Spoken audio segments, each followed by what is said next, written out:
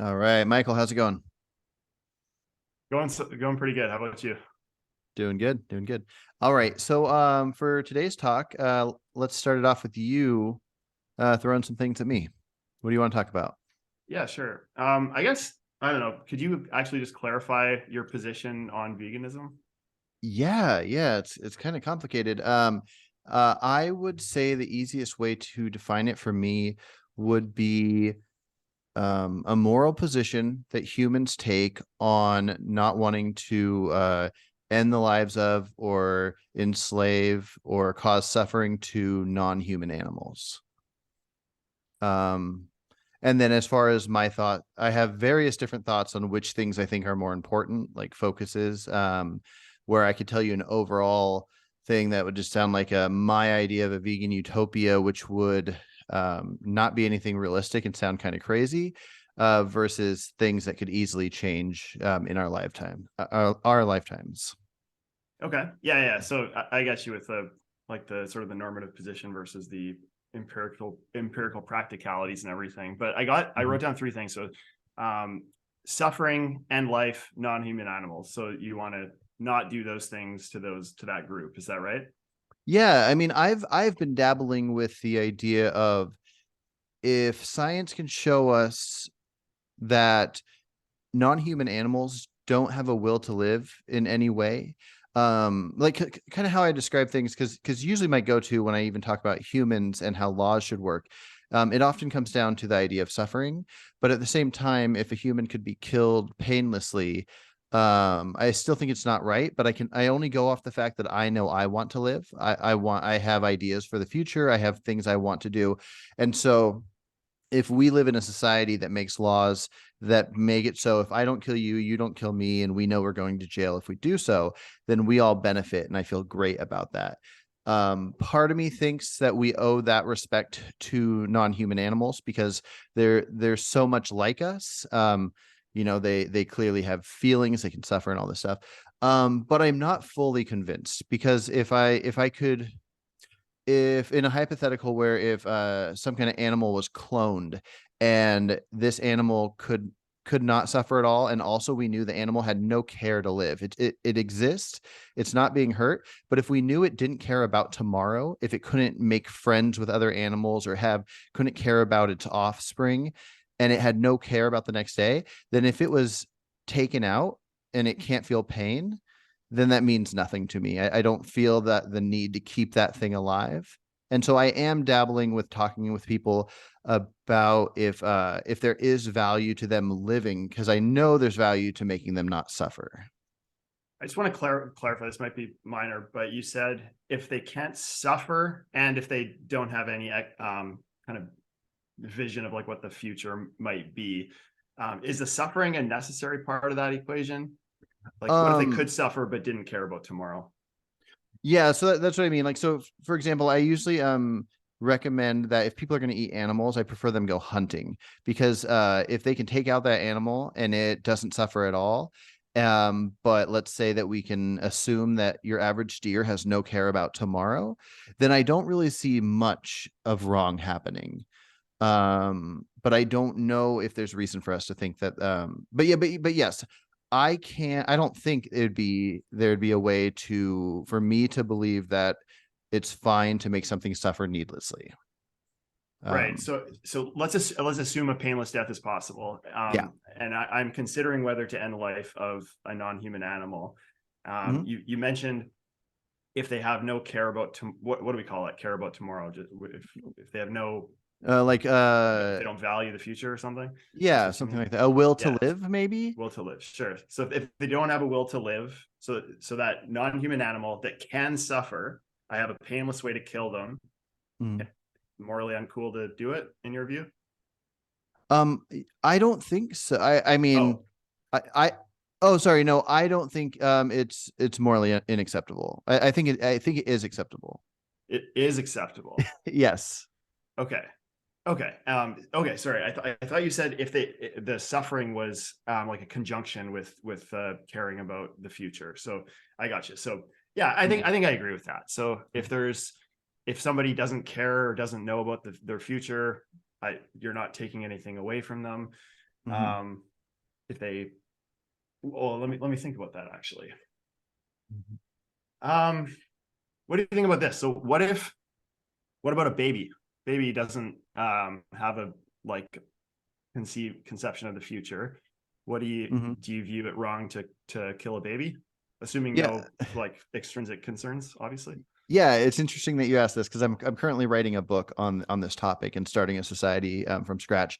And okay, so my go-to is what I described earlier, where it's about mutual benefit because we don't all have the same morals.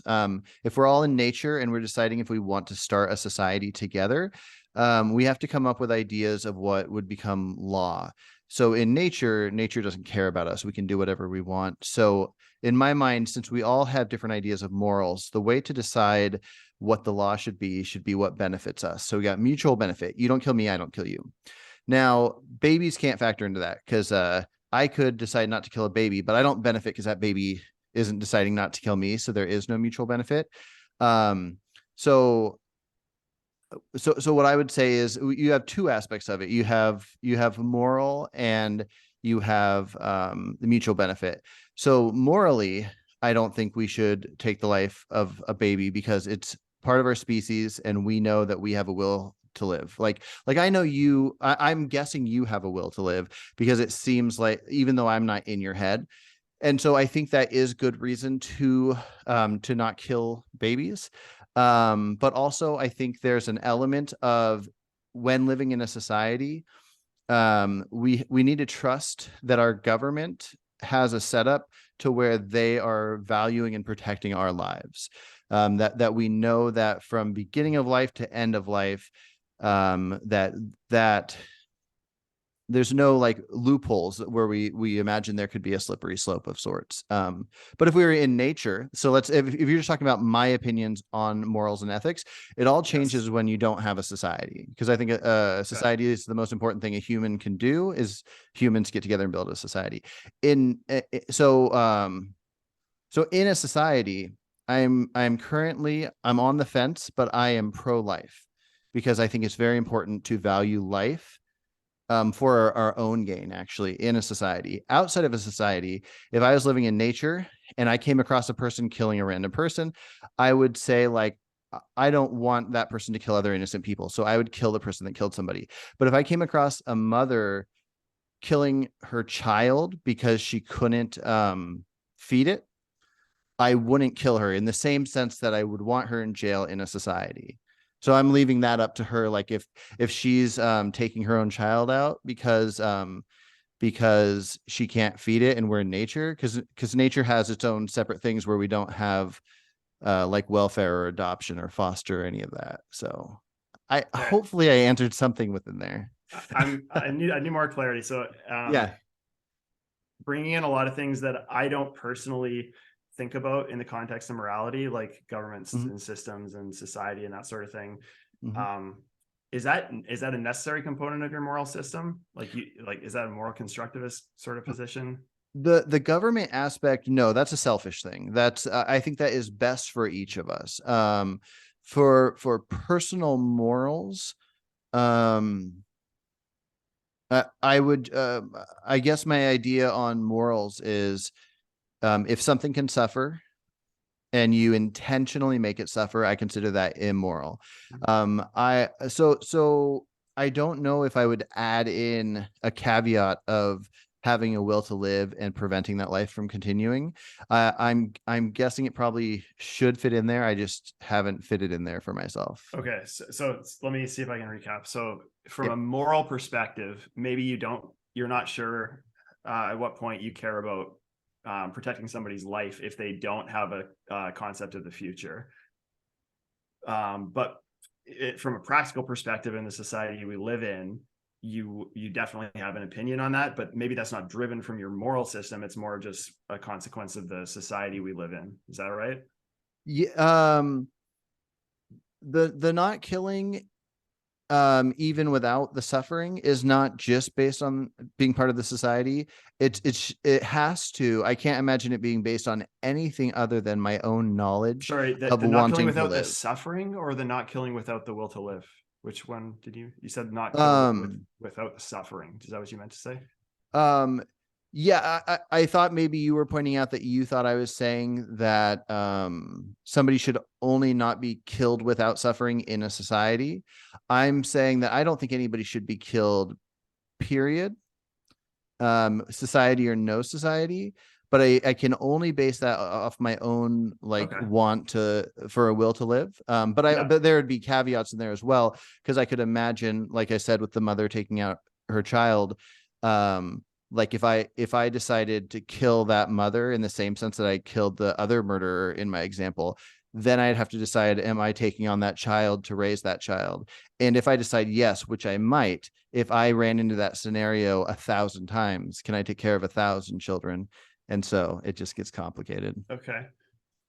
So I guess what I'm getting at with this is I thought you said that you are possibly okay essentially ending the life of an animal because maybe you're not sure if, or at least you have a lower credence in their ability to value the future. I say that differently every time, to the It's all right. concept of the future. Hmm. But for a human child, like what's the symmetry breaker between those two scenarios such that you would not be fine with me killing a human child, but you would be okay with me killing an animal? Gotcha. So similar to I even outside of a society, I would like to feel that I could trust, if I don't kill you, you don't kill me. I would want that same trust to span across the whole species as best as possible. So I would want to know that, like, if I What if I saw just some, what if I just took, I get what you're saying. So what if I just took that away and said it was like some tribe, like a tribe that didn't have contact with the rest of humans, let's say. They're living on an isolated island somewhere. Mhm.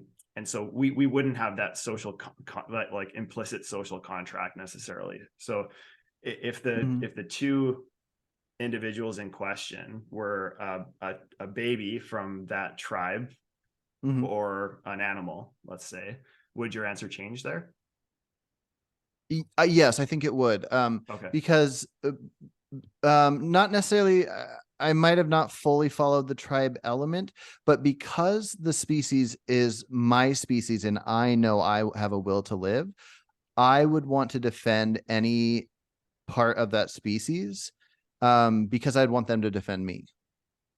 I because I so even if a baby, let's say a baby, Why do you extend the group rights to species though? Like, why is that the, like, even if you knew for a fact that that individual had no concept of the future and would not defend oh, you? sorry, I didn't catch that part. So you were saying the other tribe, these just happen to be humans that we know scientifically have, like, their brain has no capacity of the future. Well, in the case of the baby, for starters, that's where I'm starting with. We let's say we know that a baby, like, I'm pretty sure I would probably say that a baby doesn't have a concept of the future, in the same way an Yeah. animal doesn't. And so Yeah.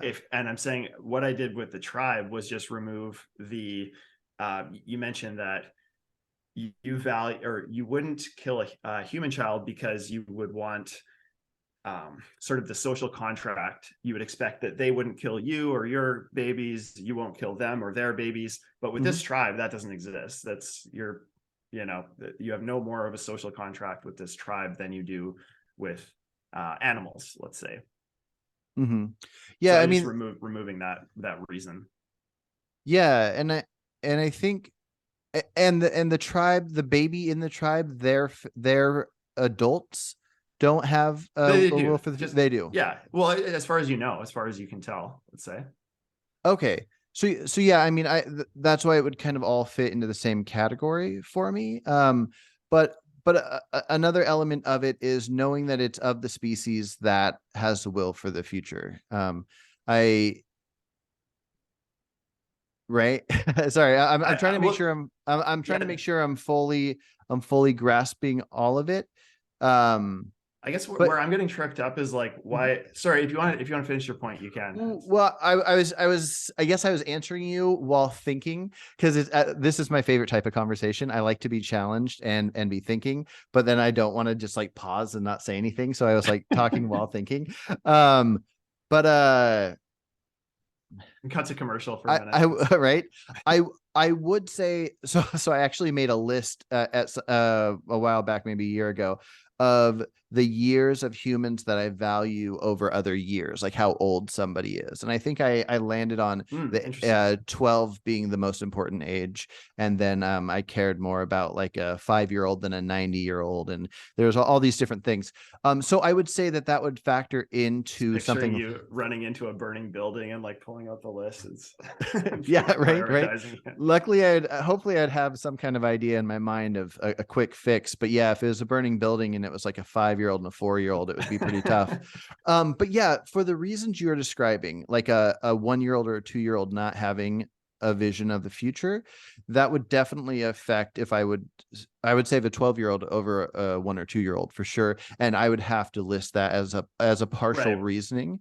Can But I I clarify, like, Mhm, so I'm not necessarily like, I'm not getting to like who you value more or anything like that. I'm just saying mhm, for the like the negative right not to be killed for, without reason or something. mhm, Like I like a bivalve, no reason in my moral system not to kill them. Like kill as many as you want. mhm. Like, no, I don't care. Yeah. For a, but I would extend a right not to be killed, a negative right not to be killed, to any sentient creature in Yeah. my moral system. Um, like by default, maybe certain things could change, like impact whether I would do that. Like I won't get into that, but Mhm. so yeah, where I'm getting is like, what's why are you answering that question one way for the child? Don't kill them, Mhm. but a different way for the animal. I don't care if you kill them. Yeah. Now, first of all, I want to make sure it's known I don't feel necessarily that way about the animal. I'm questioning that idea. Sure. Because of that idea is why I'd prefer, say, hunting a deer versus cows at like a feedlot factory farm, because the suffering element. But but I don't necessarily think that it doesn't matter. I wouldn't say that if we found out animals can't suffer whatsoever, they just live their lives, and then we decide, do we think we should be able to kill them or not? I'm not convinced that we should be able to kill them. I'm just not convinced that I care, at least in the same way I care about humans. But I fully no, like I can't even imagine the idea of not grasping this, that if something is Why? suffering. No, no, Why? no, Why? no. Why? The next thing, not that. The next thing I was going to say, that if something is suffering, that it should be clear that it is wrong to make it suffer if we don't need to. So that part is Sure. what I was saying. But the Yeah, I'm with you on the suffering part yeah. of that, by the way. Like, yeah, if something can suffer, we have an obligation not to make it suffer more or whatever. Mhm, But for the right to live, let's call it, mhm, um, I'm still hearing that you're granting that to humans, maybe on the mhm. basis of species. But Not exactly, but hey, well, let me while I keep thinking that element over, let me ask you, because I'm kind of curious. Now you would say that you wouldn't want to harm or kill a sentient being because it's sentient, but what part of the sentience is making you not want to kill it? I get what part of the sentience is making you not want to harm it, but what's making you not want to kill it? sure, yeah, like, so I've thought this through from sort of analyzing my moral intuition in various scenarios and just evaluating how I feel about certain situations and tried to derive like an underlying moral principle. And it seems to come down to that I value the current and future sentience of beings that have at one point reached sentience. So Mm, a non-sentient living fetus, I don't value at all. okay. Abort it, whatever, I don't care. But um, an unconscious, person in a coma who will recover, right? Future sentience, I would value Mhm. that person because they have at one point reached sentience and they have a future sentience. Does that make Mhm. sense? So like that, Yeah. that's sort of like the basis for achieving value in my moral system. Yeah. I mean, that was sort of like what I said earlier about the baby. While even though it's kind of complicated because the baby doesn't have the sense of the future, knowing that thing that it's alive will have its sense of the future. But okay, so that part makes sense, to have that stance on what you're calling sentient and why you care about the sentience. But what about the death part? What about the death? Like, yeah, because I don't know if I fully grasp. Like, so if somebody Yeah. So, says oh, like, sure. why don't you Yes. kill a plant? You know how people Sure. will say, why aren't you against killing plants? And we'll say, Mhm. well, they don't have a central nervous system, they can't feel pain. To me, that's the suffering element, but also Sure. that having the brain could have the knowledge of the future, or the connection. You could think, I'm a cow and I'm going to play with this cow I like tomorrow.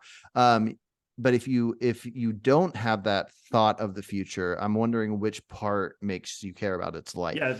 The future part doesn't factor in. It's the negative rights thing. So what I do when I'm evaluating a situation is I grant the being, for the sake of a hypothetical, like a functioning brain, so that they could evaluate what they would want Mhm. given their situation. So like you, the cow who can't conceive of the future, for a minute, I'll give you my brain so you can think this through. Mhm. And then I'll take, I'm going to take this brain away a few minutes later, and you'll Mhm. live your life out. It's like, how would you want me to treat you? And I think the cow would answer, I wouldn't want you to, or maybe they're living a terrible life, they would want you, but assuming they're living a life that has value to them, they would probably say, yeah, don't kill me. So, Mhm. and they would say things like, don't confine me, other things too, all these negative rights things. And so I would protect the negative rights that the cow would answer that they value, given a functioning brain, in order to evaluate whether they value them or not. Does that make But they would sense? it it makes sense as far as what you said, but it doesn't make sense as far as why we would feel that way about the animals, how they are. The fact that if you put your brain in them, that would do the thing. But so we can't know if I wouldn't even call it a hypothesis. I'd call it just that I'm curious. But if we magically knew that they don't think that way, giving them a brain that did think that way,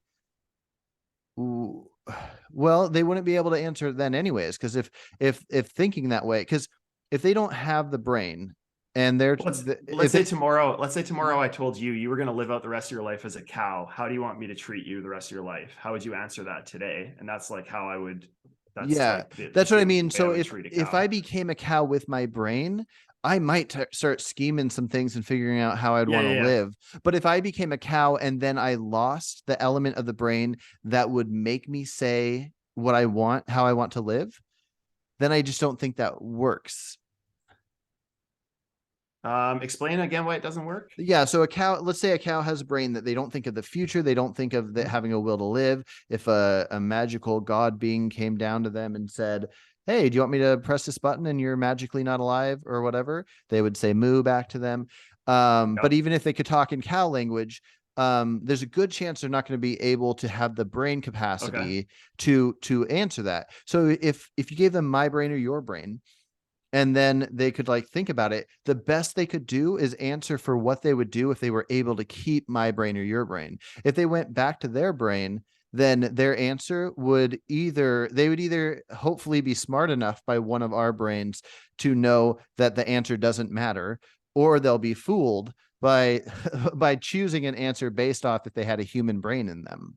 It's possible. It's possible that they could be fooled, and like like the reality of it is that I'm creating a worse outcome for that cow, given how like the value change between, and I would, in my hypothetical scenario where I give my brain, they have that information as well, how their values would change, as they go Mm, from one like um state of consciousness to the other or whatever. I like mm, the way I get to that conclusion, by the way, is through hypotheticals like somebody in a coma, or like I can create a will today that will grant me certain negative rights in the future. Like, yeah, put me, like, don't kill me if I'm in a coma and will recover. Put me on the life support. Like, I'll pay for it. Like, I mm, can say where I want my money to go. Like, I can make decisions today, given, a rational brain, about a potential future um, lack of rational mental state.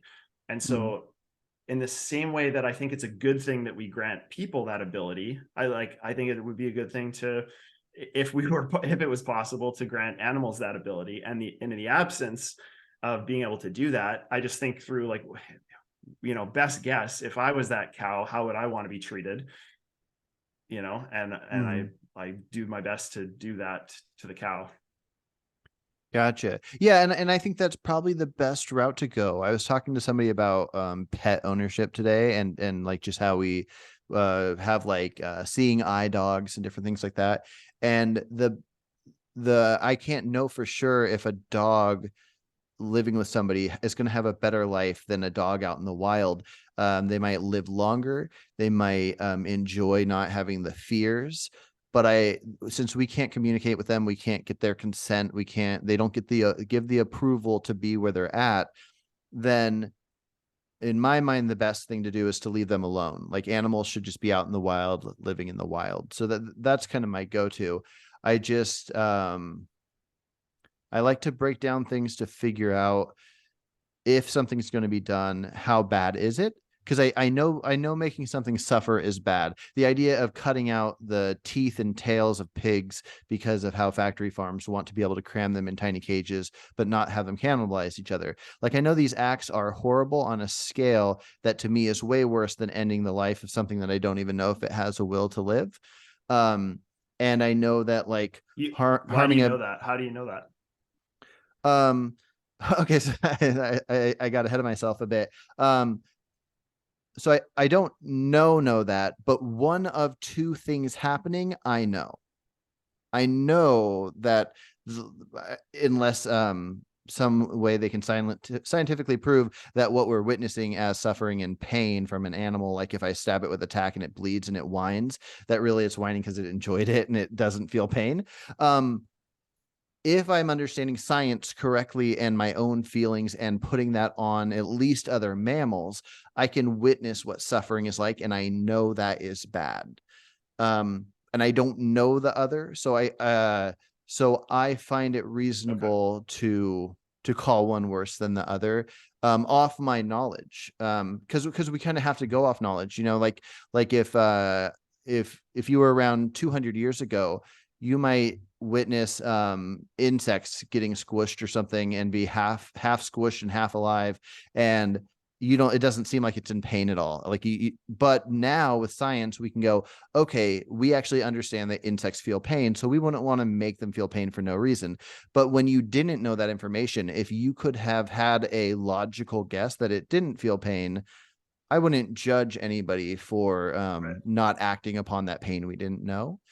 So I guess that's how I treat those two, by calling suffering worse than the death. Yeah. Okay. So you have more confidence in your knowledge that the suffering is bad for the animal than you do in your knowledge that death is bad for the animal. Mm-hmm. But for you, like there might be a certain threshold to which suffering is worse, but Yeah. some minor amount of suffering, certainly death would probably be worse, right?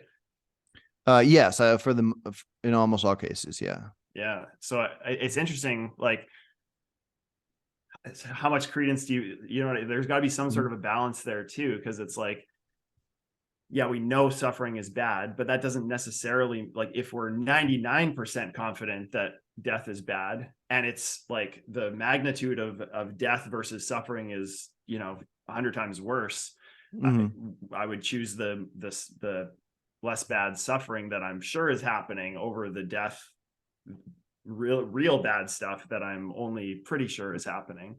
So Mm. I assume that you're on the same page there. Yeah, I mean, I don't know. Well, let's look at a case like I found a bird that this cat broke its wing. Bird was flopping around, and I ended up putting the bird out of its misery. I was pretty certain that I at least couldn't make that wing be usable Yeah. again. And I wasn't familiar with any phone numbers to call to have any professionals do it, or vets or whatever. So I put it out of its misery. Um if I was convinced that animals view the Well, let, ratio. let me just like apply my Yeah. brain analogy to that. So it's Yeah, do like, it. if we put my brain in that bird, and me as that bird says like, oh, this dude doesn't know how to fix me, doesn't know who to call. he could leave me here or just put me out of my misery, and I'm in agony right now. Yeah, go ahead, Mhm. put me out of my misery. I'm only going to live another few years anyway. Like I would probably, I think that's the rational thing to do, because it's Yeah. the empathy. Like we would want that for ourselves. So I think that's Ye- different from the thing that I was suggesting, which I actually lost the what I said, but I can't remember what we just said. Oh yeah, Sorry. death being worse. So like an animal Yeah. that did like that just was living the bird, living its life flying from tree to tree. It's like if you have two buttons to push, one that ends the bird's life painlessly, and another one which causes the bird to suffer the pain of a broken wing for a day, but be fine tomorrow. It's like, yeah, we know the pain is bad. We're not sure if the death is bad, but man, I'd probably choose the broken wing pain for a day if Mhm. I was able to put my brain in that bird, you know? Yeah. Well, and I just don't know if it's fair to put the brain in the bird unless I had more information on that, Damn it, because let me put my brain in the bird, no, Carson. Come no, I will not do it. on. But yeah, well, one thing I wanted to add on to the bird thing though was, so you're right. If that bird had your brain in it, it might say, considering all the information, it's best to put me out of my misery right now.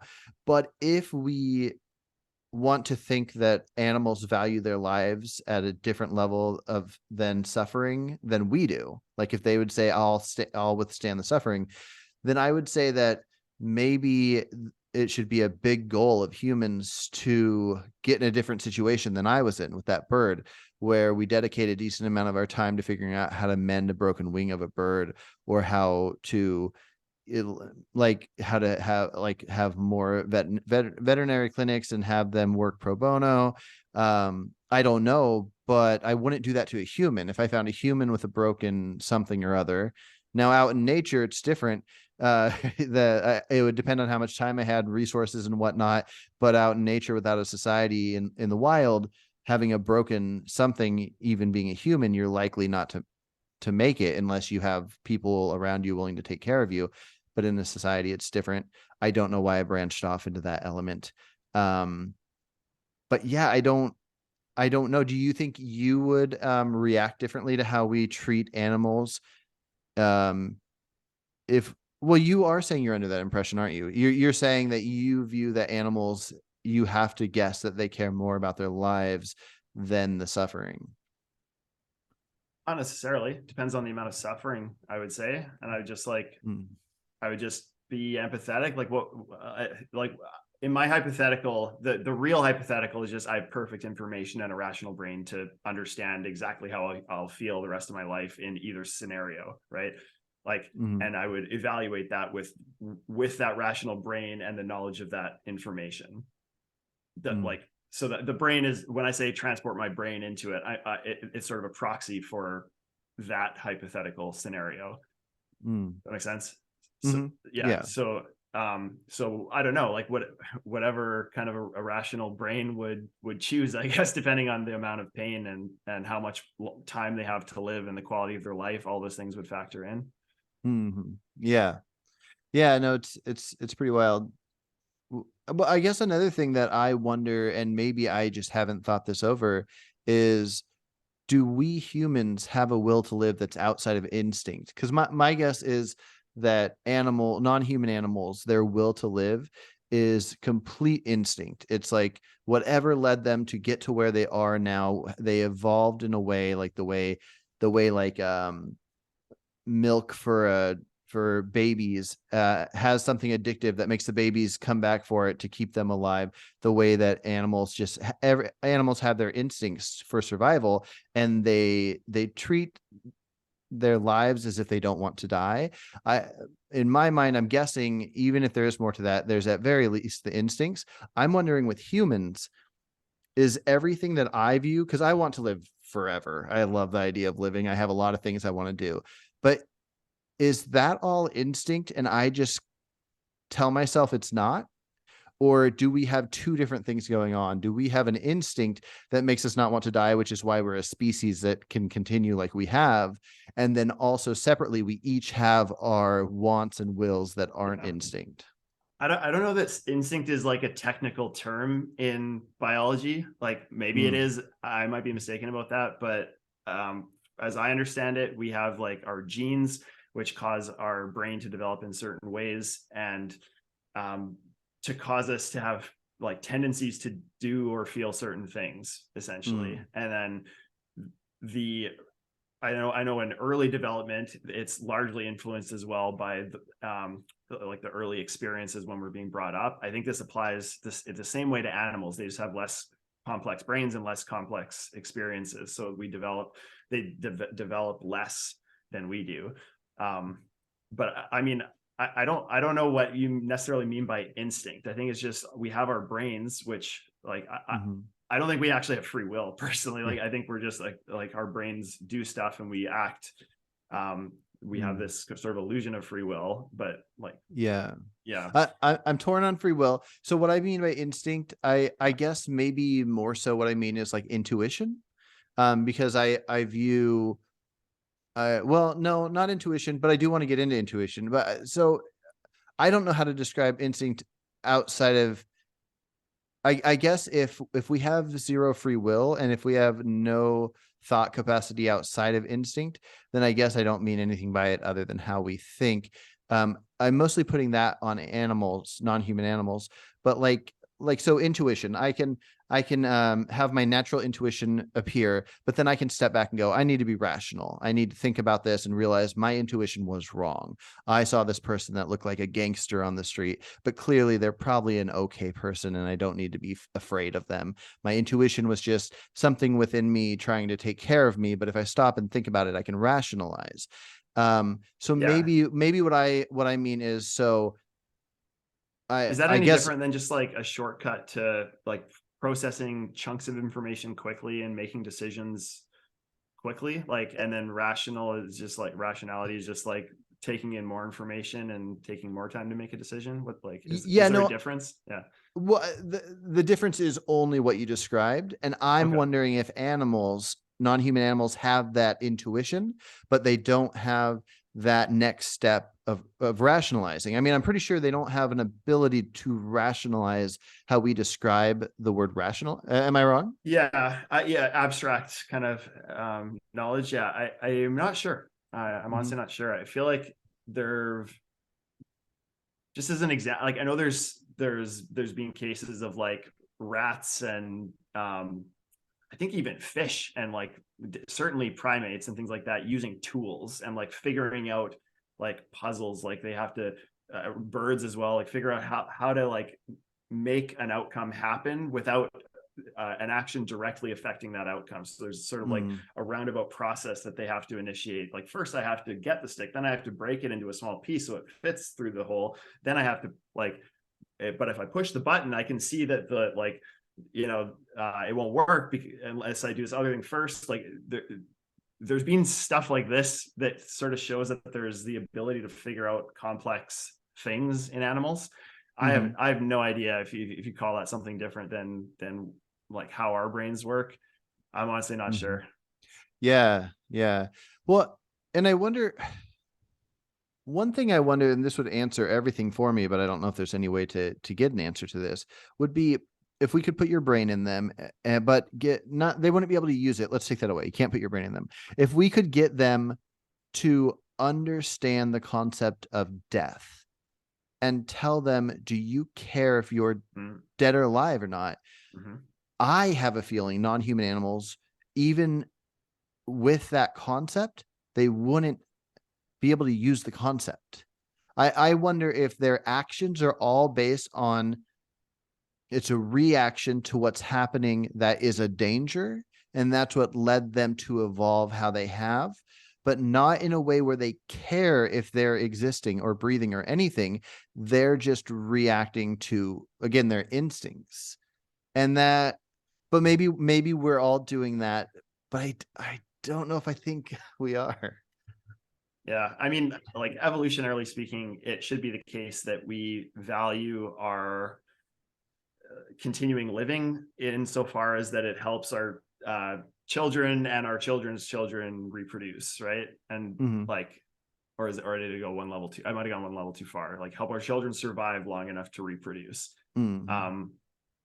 I actually can't remember if it requires 2 generations or 1, but like if we were completely like evolution driven, you would think that we we humans would only want to live as long as it took in order to make those things happen.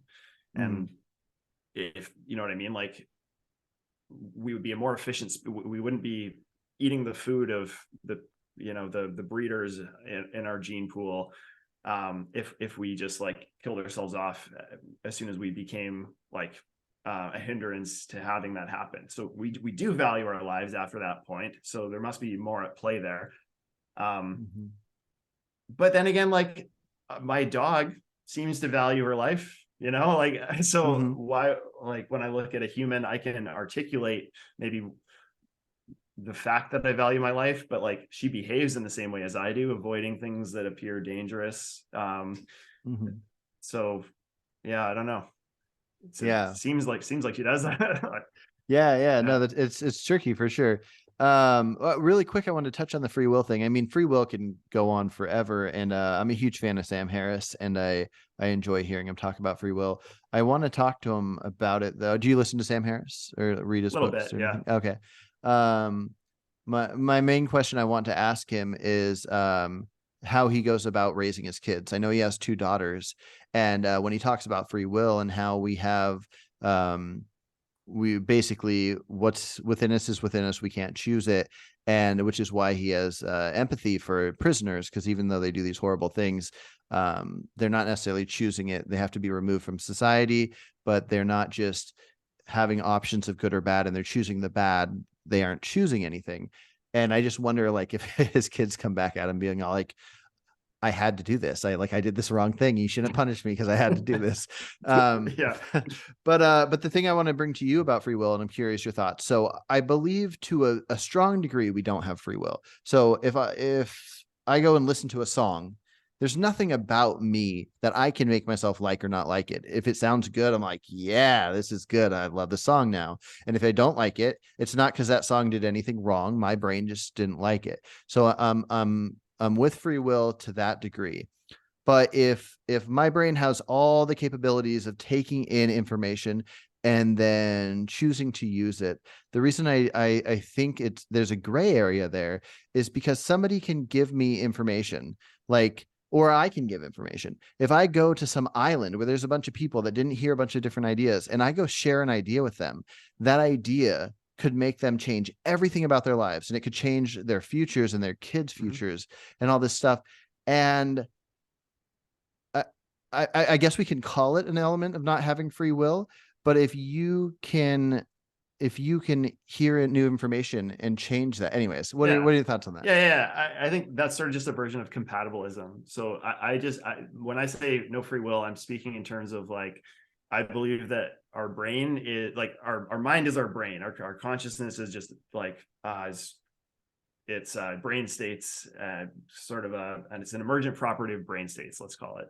So our brains are just literal particles behaving according to the laws of physics. And so if you're going to tell me that our mind or our experience or our free will can change something about the way those particles are interacting, you're telling me something is wrong about our understanding of the way that physics works.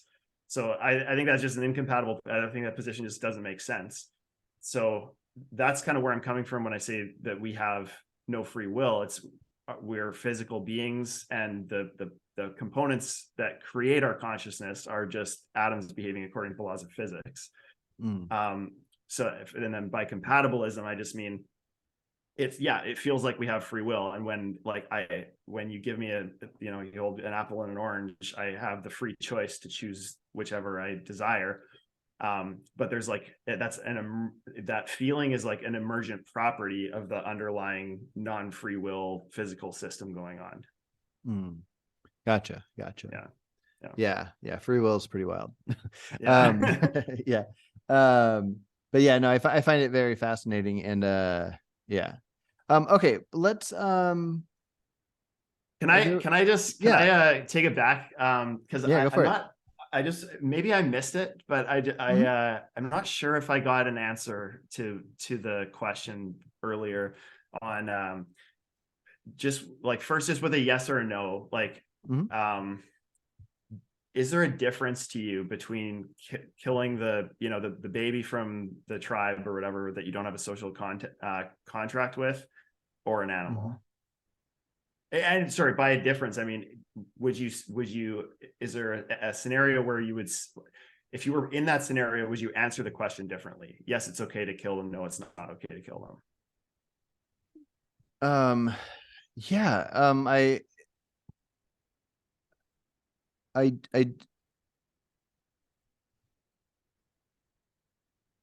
obviously we're removing all possible reasons that it might be okay to kill somebody. And so just the idea of them wanting to do it just for whatever reason. Yeah, my go-to is that I would call it wrong. Sorry, no, my go-to is I would call it wrong at any point to kill a living human without good reason. What about an animal? That's the thing I don't know about. I do, it matters to me if it matters to me if they care about their life in any way outside of instinct. So the symmetry breaker is just your uncertainty about how much they care about their life. Yeah, I mean, I because I don't know, I don't think we should do it. But Right. if I did know, Precautionary I principle. I potentially wouldn't care in any way. But then again, it's complicated. So we all have our biases, and I don't know how much of it is based on that I care about my own species, that I would say because it's my species, I would say let's save all the little ones as well. But in all honesty, I have to break it down to I care about myself and I care about my family and everybody close to me. So in a sense, it's probably why if somebody close to you died, you'd be devastated. Where if somebody far off died and you knew they didn't suffer, you don't necessarily think it's okay that they died, but you're not like insanely devastated, if that makes sense. Oh, I don't know if you are.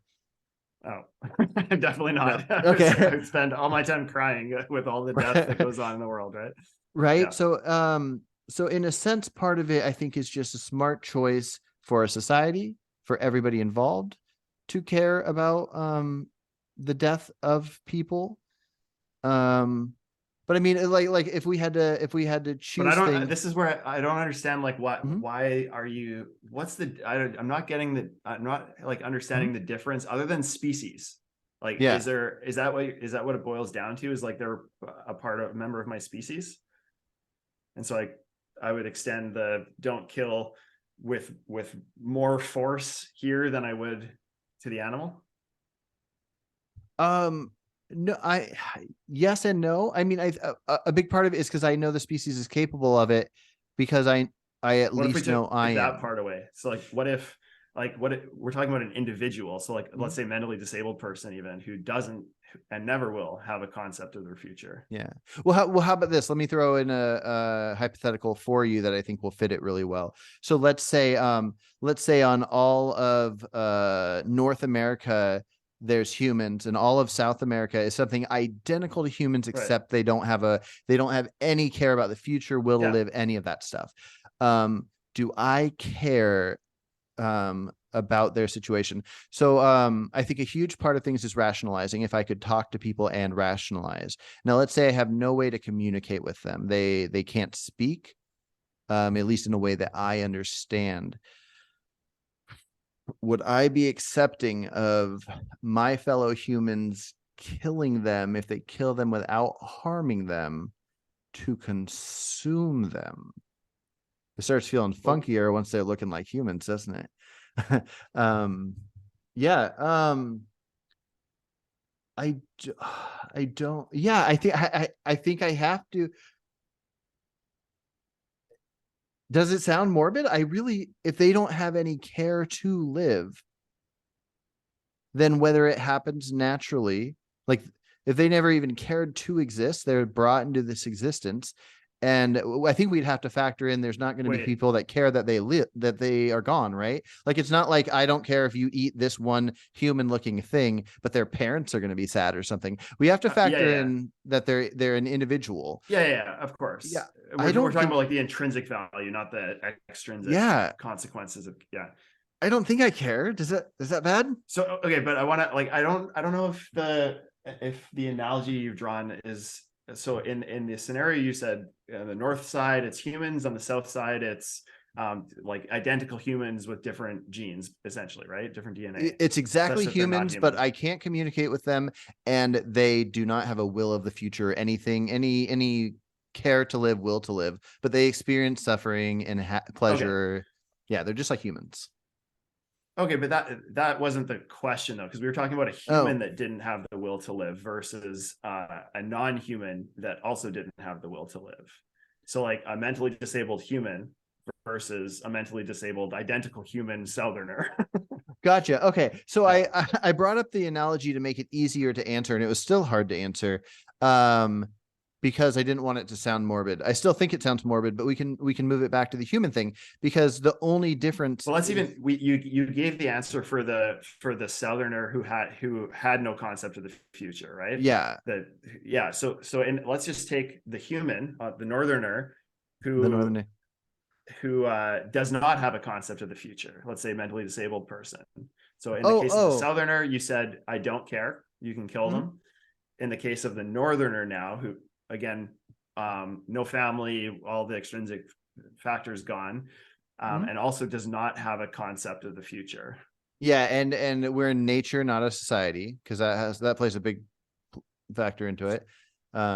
Similar to how in nature, I think you can take out your 1-year-old if you can't provide for them, but in a society should set up things like a adoption and that kind of thing. Sure. And same thing with mentally disabled people. I'm sure they got taken out like crazy back in the day, where in this society we can have facilities to take care of them.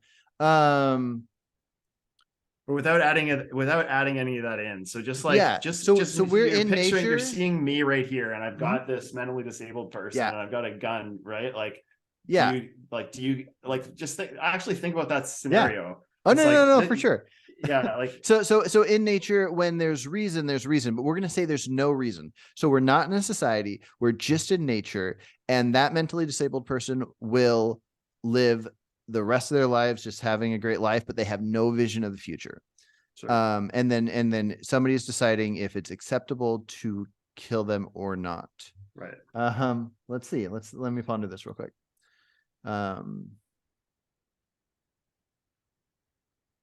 I think I'm going to say this without pondering it long enough. So I give myself the right to take it back. Absolutely. But if we can know that they will never have a will for the future,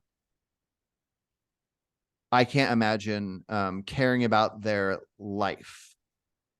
So no. So okay. okay, I do so care if they let me like suffer. literally. So just imagine this is true. That I've got this little Jimmy, mentally disabled Jimmy here. Let's remind anybody listening really quick before you say this. I'm not saying this about mentally disabled people in general. I'm talking about a hypothetical mentally disabled person that has no will or thought or anything of the future, and we know they never will, and we're not in a society where they can be taken care of by a government. Yes, go on. Sorry. Yeah, I'm out in the woods in my in my hovel with little Jimmy, and you happen to walk by my little hut, and you see me holding a gun to Jimmy's head. Hey, Michael, yeah, morning's going good. Got my coffee. Oh, I see you've got a gun to Jimmy. Yeah, I'll have fun. Like, really, nothing? You don't like legit? You're not like, holy shit, like. Stop. I mean, well, a big part of the holy shit would be from your knowledge of stuff, right? So if I had the information that of what information we have, I would need a reason. No, Carson, don't worry about it. He has no concept of the future. It's all good. Obviously, you know what? I called the adoption agency. I tried for years. They would not take him. Obviously, I couldn't go off of your word. But yes, if Sure. I You could, did. if we, And if you we, fact checked me. You spent the next two we, weeks fact checking, we can and just you say it that was somehow I legit. was born with a thing where I Yeah, can just press a button and I know. sure. I don't even, not even a button to know if you're telling the truth, a button to know the actual truth. Explain to me why I should. But then again, so that if you're applying that, I just want to like draw the comparison here. So if you're applying all these standards to how certain you would need to be in the case of the human to sign off on it, that's you should need to apply those same standards to the animal. Like I like, yeah. So that's my point in this whole thing is just like, I would maybe just like, I know it's all kind of on the fly conversation. We've only got a few minutes, for sure. but just like think about like what's the real difference? And man, like it's so brutal, like what we do to animals, and like, oh yeah. Well, hold man, on. First of all, the brutal part, we are 1000% on board. The brutal, if by brutal you're referring to the agony and the suffering and all the things we do, the enslavement. if referring to that is one part of it for sure, a big part, but just like the rights violations of breeding them into existence for the sake of being exploited for our gain and killed when we're done. Like it's, even if there was no pain in that whole process, I would think it's horrible. And if you replace humans in that scenario, the mentally disabled Jimmies in that scenario who couldn't get adopted, it's like, I got to think that your moral intuition would say this is like messed up. Like we got to stop, absolute stop. This is not acceptable even a bit. Even if, can't feel pain. So like if that's the case, that you would feel that way about the humans but not about the animals, like what's the symmetry breaker? And it's well, so first of all, currently I feel the way you feel, but probably even stronger than you. I don't even think we should own dogs for the reason you're describing why we shouldn't kill animals. I also don't think we should kill animals. I agree with you, by the way. Other than the pet, just super quick on the pet ownership thing, I see it as not like get a dog for your own pleasure. I see it as like rescue a dog from like what life they would have and give them a life that is as awesome as we can and be companions with them. I think that I don't see an issue with that personally. Yeah, I'm torn. I actually have 3 rescue guinea pigs, but I got a family, and if it wasn't for the family, they wouldn't be here. But the guinea pigs are pretty cool. But no, so I'm with you in the same sense that I don't think we should own dogs and cats and all these things based on the fact that we can't even just get consent from them. I'm definitely on board for we shouldn't kill anything just because I don't know if it has a will to live. But whether it has a will to live or not affects how much I care about that aspect. And it's similar to the insect thing I told you, how at least in my mind, if we don't have an answer, usually we can have if we don't have an answer, err on the side of caution. But if you don't know what that caution is, like for example, the plant thing that people bring up, well, what if we find out in the future that plants have a will to live, but they can't suffer, and then animals can suffer, but they don't have a will to live? I fuck those plants.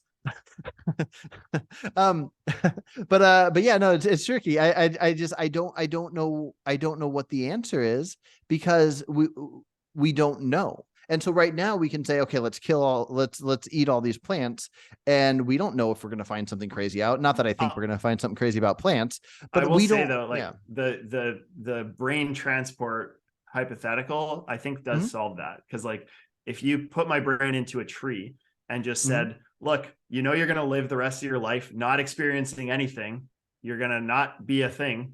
Do you care if I cut you down or chop you up or let you live? It's like, you're saying I'm not going to experience any of it. I'm not going to know any better. Nope. Like, okay, cool. Go the tree won't care. Yeah. Right. Like, yeah. Oh, probably. I mean, especially based on our current information, like based on as best we know, like the hypothetical situation would say, do what you want with plants. But if we did the same thing with animals, I think we would say, I would value my life, right? If we did the brain transport exercise. I don't know about that one with animals. I'm asking you, so run the cow thing on yourself. Like you're going to live the rest of your life as a cow. Oh, but with the cow's brain, we can't, if I would, No, no, if, I'll put it into the hypothetical. So like, this is what it'll be like. I'll even like let you live a couple of days just to get the feel for it. So like, this is going to be your life. Mhm, And hey, you lived a couple of days and it's pretty good. Like, mhm. so it's like, all right, we're leaving you now. Do you want the right to have your life protected, or do you not care about that? Oh God, I couldn't, yeah. So if I got told I was going to become a cow, and then I lived as a cow without my brain, with the cow brain, and then a Yeah. couple days later I got my brain back and I could remember what it was like to just have the cow brain, and then I got to think it over, then there's a good chance I wouldn't give a shit and I probably wouldn't want to be a cow. If Since it had a cow brain, I wouldn't even have a thought because it's something else. It wouldn't even be, if it was somehow my brain but with all the human elements removed and the elements that are similar to a cow were left there. Because if there was no part of my brain at all left in that cow, then it wouldn't even matter if it had a will to live or not. It wouldn't be me. So I couldn't really choose, you Yeah. know. So it's just Like, I complicated. guess I know what you mean. an easier way to think about it is just like maybe put yourself in the position of an animal you know really well, and just like, yeah, if you were that animal, like, would you want the right to not have a gun put at the back of your head and just the trigger pulled? Like, Uh, would you care to have that right protecting you? My Like, go-to I is just think I the would. thoughts on the health elements. Like I know a lot of animals. Like my sister has a bunch of pugs and a French bulldog, and they have But horrible, sure, horrible yeah. If you breathing. hate your life, same as So human, right? Like, if your life is terrible, I mhm, agree. But we're assuming, yeah, like, for the sake a of healthy this dog. healthy, Yeah, happy, yeah. yeah. I don't know. I don't. Yeah. I know that they might enjoy something in the moment, but I don't know. I don't know. Like the only element that matters about something dying is that, like right now, if you told me you have a will to live, like you're just excited about the future, but let's say you have no friends, no family, no nothing, you are just you and you love doing a lot of things, but nobody's going to miss you. But you tell me about all this future you have. If you died, I would be bummed out that you didn't get to do that thing you wanted to do. But if I didn't know you wanted to do any of those things, my uh, our human instinct tells us like to be sad if somebody young dies. So I mean, you're not 90, so it'd feel weird that, but only because we know we have the will to live. So I I don't mean, know, but yeah. my gut is that that's not the real reason. Hmm. When you look at scenarios like children who don't have Hmm. that concept and the plans and everything, mentally disabled people, you probably think like, yeah, I would want their life, not to have somebody walk up, gun to the back of the head. I think that's a bad thing. I would not want that for them. And it's not, and despite not having the thing you named, which is the will to live, or the desire for living out your future. I would wonder Um, what it is though. I'd wonder if it's subconscious that we're bothered by the idea of not wanting it done to ourselves. Are we reacting based off what we've seen how others react? Because some will react based on looks. Like a lot of people see cute puppies and they go crazy about it. But like in my mind, I don't care when I see a cute puppy. And so different brains react different ways for different things. So a lot of people might react to the idea of children dying as feeling like it's this sad thing because kids are innocent. We go off the idea of innocent. Um, but these are ideas that might make sense for us to think about. But think about it. So think about a kid that dies in a school shooting or something. Yes, I think it's a bummer they die because they're innocent. They didn't do anything wrong. Somebody just wanted to shoot a gun because they were mentally insane. And let's say they were young enough, they didn't have time to think of the future or whatever. I think in my mind, my go-to is just that they had their future ahead of them. They have I know I have a future ahead of me that I want to do, and they're way younger than me. So I'm guessing that they would have had this thing ahead of them. But I don't think that with animals, but possibly because I'm not that animal. I don't know what life is like for a deer. So I don't know if they think the next day, like if they if for 1 second can yeah, think you don't who know they're gonna. what it's like for a mentally disabled person either. True, true. And so if I knew a mentally disabled person didn't have any will for the future or whatever, then I might feel a little different if they were like shot at like a school shooting or something than somebody that maybe did. I mean, it sucks that that person doesn't have that capacity, and I don't mean that in a bad way. I mean, But yeah, there's probably a no, no. But again, yeah. we're not talking about like which scenario do you hate more, like the functioning brain human or the mentally disabled human being killed. It's, do you have any value? Do you have enough to grant them this right? Mm-hmm. Yeah, well, and I feel like I would, if somebody didn't want something for themselves, I wouldn't have any care whatsoever, you know? Like if somebody's like shooting a gun around and then somebody's standing there, I'm like, "Oh, get down." And they're like, "Oh, I don't care if I die or whatever." Totally. I agree. I might want to save them because I think they're crazy in that moment and they'll feel better the next day. But if I knew that's really how they Yeah. felt, like I care if somebody doesn't Effective want to, so, assisted yeah. suicide, effectively. Like if you Yeah. can assuming rational thought and perfect information, like I'm all for it for sure. Mhm. Yeah. Yeah. Yeah. But I mean, you bring up good points. I want to think over the kid aspect because I don't think I answered that Mhm. well. And I think if we talk about it more in the future, I might come up with a good answer for that. I do want to ask you a couple things sort of off topic, but on topic. But if you had anything left on that before. No, that's cool. I have lots more questions for you actually, but we Oh, can okay. save those for another time. But go ahead. Yeah. Let's do another talk. This has been great. This is one of my favorite styles of talking, but a lot of people don't have interest in this type of hypotheticals and breaking things down. Yeah. So yes, let's set up another one soon. But so knowing that, I'm only going to ask you one next question, and it's something I talked about in my last video. I recently found out about rodenticides. So when I hear about crop deaths, I'm just going to say this bluntly, but it's not exactly like this, but I don't really care if mice or snakes hang out too long and get taken out by a tractor. These are accidental deaths. If in a sense, if I'm not a fan of pesticides because I don't want to consume them and I don't want insects to die, but I don't care about insects to a strong level, so pesticides are what they are. But rodenticides, the idea of this poison being put out intentionally for mice and rats and other rodents to consume it and die, and it's not intended that they have slow agonizing deaths, but they bleed out and they're just like slow agonizing death for us to get our food. And this is something I've been thinking about a lot lately. And people probably think when they hear me talk that I'm like always on the edge of becoming an anti-vegan, and that's not the case. I've been vegan for a long time, and I'm always going for the most important thing to end suffering. But anyway, so if I don't know how we could detect how much suffering of mice happens to get us things like apples and whatever. I hear rodenticides is mostly an orchards thing.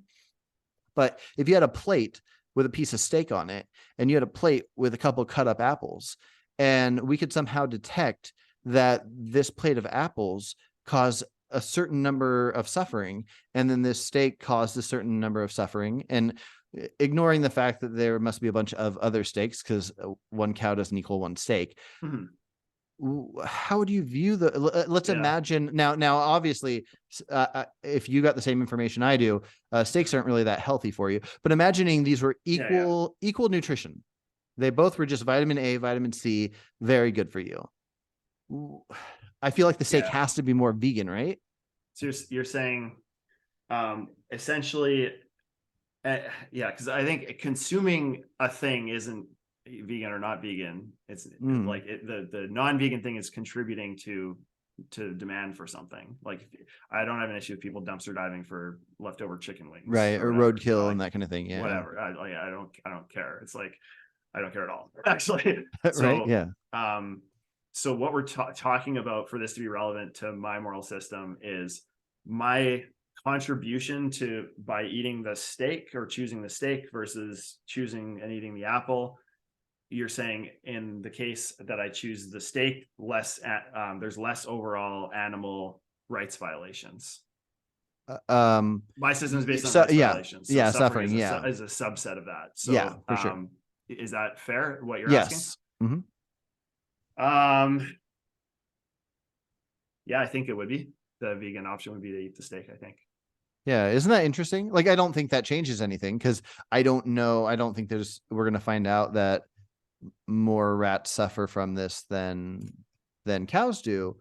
But I don't know how to figure out, like, do they suffer the same amount? Like, does a rat suffering feel the same amount of pain as like a cow suffering? Yeah. Is it based on size, based on being a mammal or not? Like, I know. I've thought about the whole thing. It's just like the whale farming thing. It seems like it's like the worst industry, but it's like if a whale feeds like 20,000 people or something, and rather than chickens, it's like one per person.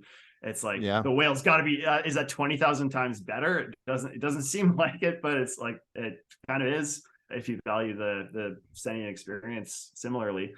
But yeah, man, I don't know. I think like it's weird to think about because of our like the world we live in. It's like we don't think that that's the case, so it seems a non-intuitive answer. So in the hypothetical, you're building in conditions that I don't think are like that track to our world, but like Yeah. totally fair to do that in hypothetical.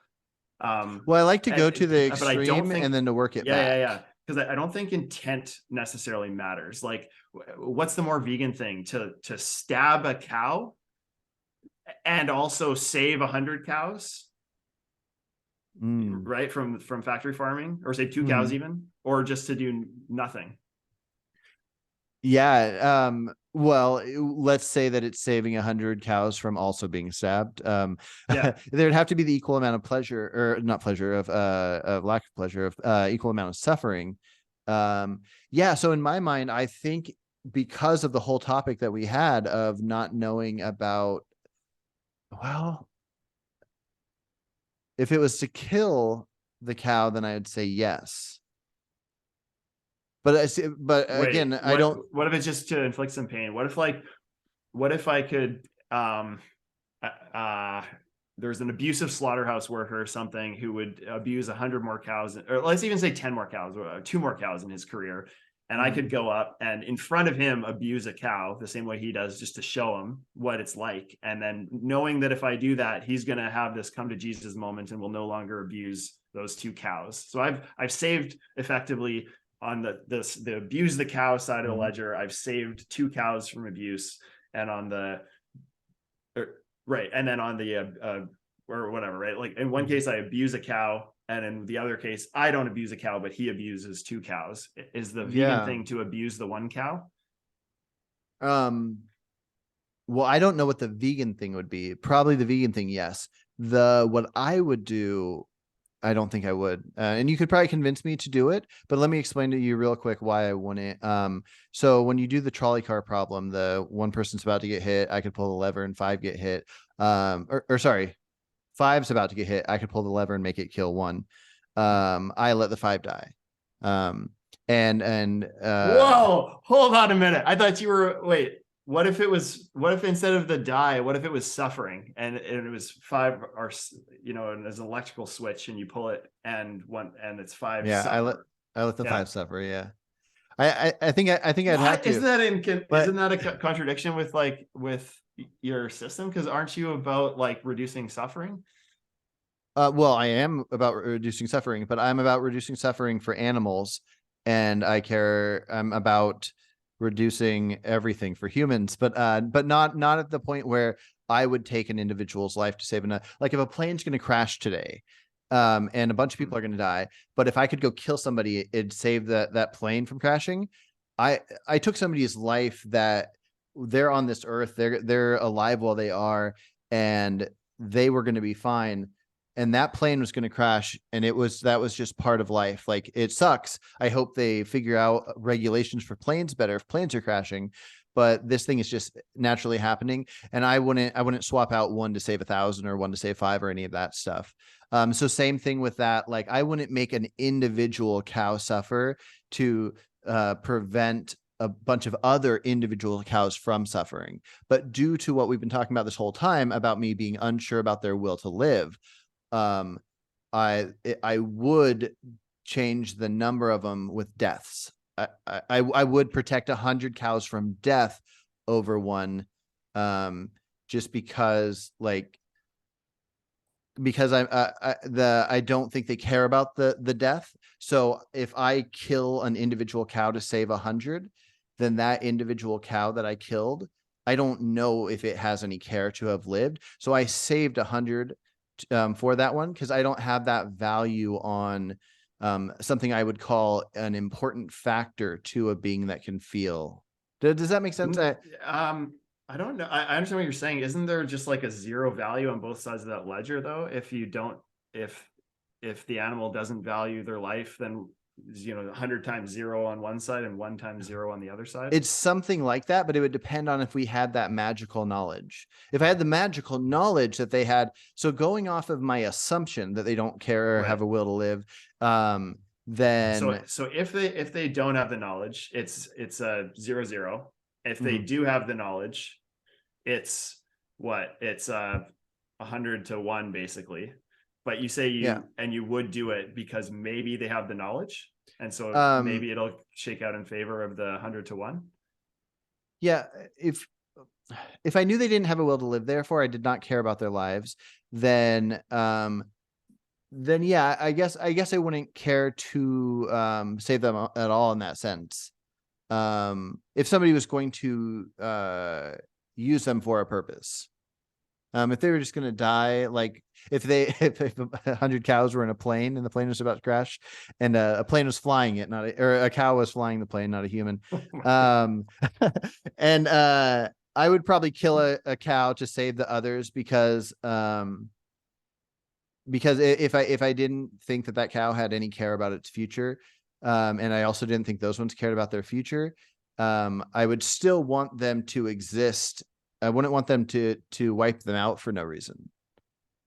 Okay, so you like does this assume they'd live a net positive utility life? Is that assume they'd live whatever life they happen to live. Okay, so life, all else being equal, is valued to you. I'm at least not going to take it for absolutely no reason. If people were convinced that animal meat was good for them and they wanted to eat them, and I could somehow magically know that the cows did not have any care to live, then yeah, I wouldn't kill one to save the 100. I would let the people that are eating the 100 just eat the 100. If I could know that. I don't think I could ever know that though. Okay. So, okay. Yeah. This might take another session to dive into this fully, but like on the human side, you said you would not pull the lever to direct the train from killing the 5 to killing the 1. You would. Yeah, I would treat it just like not pushing the fat man over the bridge. I would not take out somebody's organs to give to people. I'm with you by the way. So like, oh, okay. So I'm a threshold deontologist. So I use like rights and rules to up to a certain point of utility threshold where that takes over. So if it was 1 million people I was saving by pulling the thing, I would pull it. If it was 2 people, probably wouldn't. Interesting. Right? We might have to break down that million. Yeah, and so I don't know where the threshold is, but it's somewhere in there. It's a high number that would cause me to kill an innocent person. But there is well, let's say galaxies of people. There's some threshold for sure. Oh, maybe you were just about to say sort of the answer to this question. But okay, so you got a track going to kill 5, you got a track going to kill 1, and let's say that the humans that are on Earth, let's say there's 5 billion. There's probably more than that. I don't know how many billions of people there are, but let's say there's 1 billion times the amount that are on the track with 5, just on Earth, but it's 1 versus 5. And then you let the 1 die instead of, you let the 5 die instead of it getting the 1. But you're saying if it was 1 million out of 5 billion, 1 million on the track. Well, so 1 million on the track versus 1. But now I'm going to throw in a new hypothetical element where there is 1 billion times that million. Now that's how many humans we have. Okay. So essentially that million population wise become the 5. It becomes the same as 5 as far as how many out of how many people exist, but it's still. I want to make sure I'm getting it. So on one side of the track is 1 million, and on the other side is 5 billion. And the train's heading to, on one side of the track is 1. Oh, okay. And the other one is 1 million.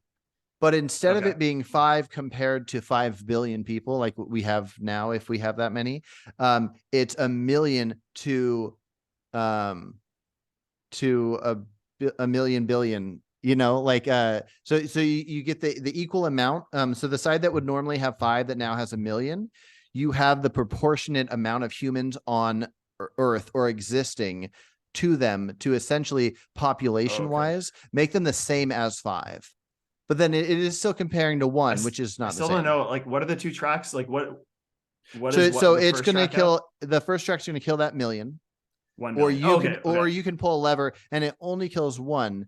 But that million, I'm just wondering if that seems like a lot less to you if you all of a sudden now realize that our Earth is way bigger than it's ever been, and now we have a billion times the amount of humans we've ever had. We don't have to worry about population Yeah, well, I don't. overpopulation. Yeah, I mean, that wouldn't. So okay, let me just make sure I'm understanding. So it's 1 versus a million, but you're just Mhm. reminding me that there's like a lot of people. Yeah, like way more than Yeah.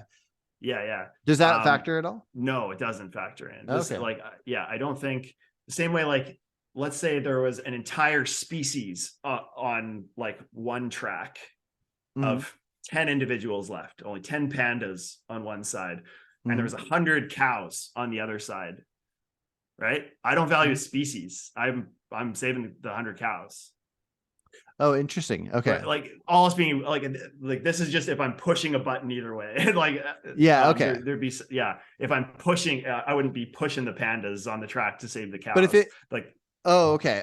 So yeah, if it was in line there's for the 100 cows, you wouldn't pull the lever yeah, to make it hit the 10. But if you had to right, pick out of the two, you'd take out the 10. right, As long as yes, those pandas weren't going to affect our ecosystem in a wonky way. extrinsic, like other suffering and rights violations aside, for sure. Yeah. Yeah. Interesting. Yeah.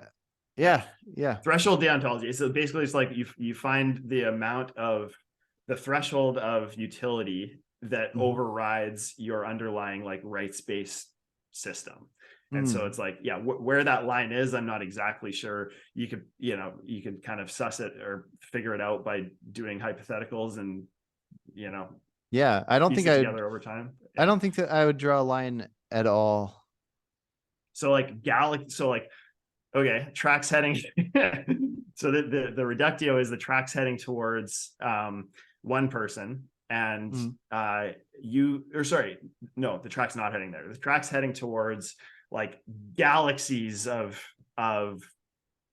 people that will be infinitely tortured. You Oh, could pull torture's that different. Torture's different. than suffering. Oh, well, no. Well, we were talking about death, with Oh, the track killing this person versus okay. this. But no, I mean, I Oh, guess okay. torturing wouldn't be different if both sides are torturing. So never mind. Go on. Okay. Galaxies. Okay. Okay. Yeah. Track setting towards galaxies of people that are going to be infinitely tortured, right? Mhm. You can pull it, and then one person gets, a banged up knee. Oh, I see. Okay. So I would, I was saying that I wouldn't do it if they were equal. That one person gets a certain amount of torture, and then a million people or a million galaxies, everybody gets that same amount of torture. Okay, so banged up knee. Yeah, no, I'd let somebody get that banged up knee for sure. Okay, but infinitely tortured the one person you wouldn't. If they were going to be infinitely tortured, or billion, gazillion, trillions of people get it, I would still I'd let the trillions get it. Really? I So think so. I haven't thought this through. Yeah. If it was death, of course. The weird thing that's going to happen is when you start like scaling down very slightly the amount on the side of the one. So it's like, let's say there's like 10,000 units of torture is what this horrible torture for, millennia equates to. 10,000 units of torture. Mhm. And that's where the train's heading. Galaxies of people who get 10,000 units of torture. Mhm. Now you could pull this switch and put it off to this guy. You said if it's also 10,000 units, you won't do it. What if it's like 999,000 or what? Sorry, 9,999 units. It's a different amount, but Mhm. like kind of a negligibly different amount. So it's like, Yeah, I mean? I think I would have to. I mean, since it's just me choosing it personally, obviously somebody might care more about a banged up knee than I do. And so I would just have to go off the information I'm seeing. But yeah, it would become a thing where it would change once there was once the number got low enough. I wouldn't be able to base it off just hearing 10,000 units of pain versus 9,000 or 8,000. Yeah, like I peel all of the skin off your body versus all of the skin except a little patch over your right eye. Right. Yeah. But yeah, for the most part, I don't know what that level would be, but I don't think I would make something suffer in place of something else suffering. I wouldn't make something die in place of something else dying. Um, But you although would it, if it was like materially different enough, because you said with yeah, with the the banged animals, up yeah. knee. No, no, Oh, no, with humans oh, too, oh, because you sorry. said the banged up knee versus the infinite torture you did. So somewhere Mhm. between those two is the threshold. And if the it seems strange to me that like the threshold applies to the amount of torture, but not the number of people that will experience that. You know what I mean? Like Yeah, I mean, if because they're all if you had individuals. They're if you each had individually experiencing it. if you had 3 tracks and it's like it's heading towards one place, the infinite torture for infinite people or whatever, so you're gonna pull that, right? Infinite torture, Mhm. infinite people, and you put it towards one who gets infinite torture or the same amount of torture, or like 25 billion galaxies or whatever worth of people that get slightly less than that amount of torture. It seems like, oh, sorry guy, but you're going to take one for the team here. You Mhm. get a slightly worse fate than these 25 billion galaxies over here. That seems like is that not like Yeah, what you would I don't think I would. I mean, again, like hmm. I like to think about things. I like to learn things and challenge myself and be challenged. There's a chance next week or a couple years from now, I'll be like, oh, I completely disagree with what I said here. But I can't imagine right now with how much I have thought about this type of thing. Um, I can't imagine a case where I think it's fine to make something suffer or die to protect something that was naturally going to happen. And I guess by naturally going to happen, I just mean I didn't play a part in that going to Yeah, happen part. I know what you mean. Like you did in the case of the banged up knee versus the extreme torture. And so Mhm. if there's a line there, it seems like there's a line to be buzzed. Yeah, no, And there's a line. There's yeah. all kinds of lines, all kinds of places, and I don't know how much I would take for myself versus, like I'd get punched in the face 50 times if it would make galaxies of people not be tortured. I don't know if I would. I don't know if I'd sacrifice an arm for it. I don't know. I like to think that I would fight for people's rights and do all kinds of things. I don't know what of myself or of people I know I would sacrifice, but even of strangers, I don't know what of a stranger I would sacrifice. Now, if you start putting in elements of like age and stuff like that, if the galaxies are all 12-year-olds, but well, I guess if the suffering's equal, then it wouldn't matter if it's somebody that's about to die. So somebody being 95 really wouldn't matter. Oh, that sounds weird saying because my grandma just had her 94th birthday a couple days ago. It's okay. She's 94. She's still good. Yeah, she's got time. Yeah. But yeah, no, that's a lot to think about, a lot of cool stuff. And I'm curious to hear your other questions next time we talk. Sounds good, man. So, yeah. All right. Well, I better hop off here, but you have a good one. Yeah. You too. Cheers. Take care.